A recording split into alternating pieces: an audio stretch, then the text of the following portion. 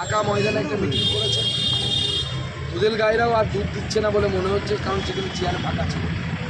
এবং তারপরেও মাননীয় মুখ্যমন্ত্রীকে অ্যাপিজমেন্ট পলিটিক্স, আমরা এই অ্যাপিজমেন্ট পলিটিক্সের শেষ দেখতে চাই। ভারতীয় জনতা পার্টি রাস্তায় লড়ছে, কোর্টে লড়ছে।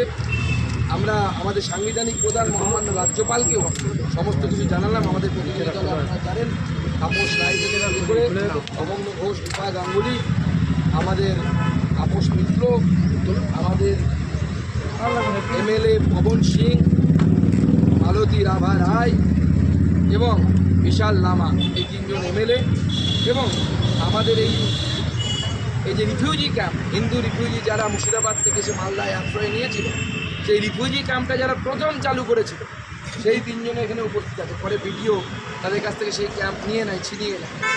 কোনো অসুবিধা নেই, বিডিও সেই রিফিউজি ক্যাম্প চালায়। কিন্তু বারবার DM SP, Malda DM SP, তারা প্রেশার দিচ্ছে এদেরকে বাড়ি চলে যেতে দিচ্ছে, বলছে আপনার বাড়ি ফিরে যান।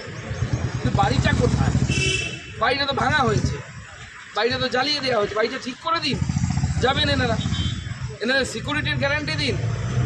আমরা জানি পুলিশ পাইবে না সিকিউরিটি, তো পুলিশ লিখুক, বিএসএফ থাকুক এখানে আগামী 1 মাস 2 মাস, এবং পার্মানেন্ট বিএসএফ ক্যাম্প ওখানে তৈরি করার জন্য মাননীয় মুখ্যমন্ত্রী, হোম মিনিস্টারকে পার্মানেন্ট বিএসএফ ক্যাম্প এদের প্রথম দাবি বলছেন। ওটা না হলে আমরা থাকতে পারবো না। প্রতিনিয়ত এদেরকে হিন্দু মহিলা হয়ে পন্টিনের সম্মুখীন হতে, প্রতিনিয়ত এদেরকে ধর্মান্তকরণের কথা শুনতে হয় যে আপনারা কনভার্ট হয়ে যান। এইটা চলতে পারে না এই পশ্চিমবঙ্গে। এটাকে সেকুলারিজম বলে। এই সেকুলারিজমের কথা ভারতবর্ষে আমরা কবে পড়েছি? মাননীয় মুখ্যমন্ত্রী একজন মহিলা মুখ্যমন্ত্রী হয়ে এই মহিলাদের কথা চিন্তা করতে পারছেন না।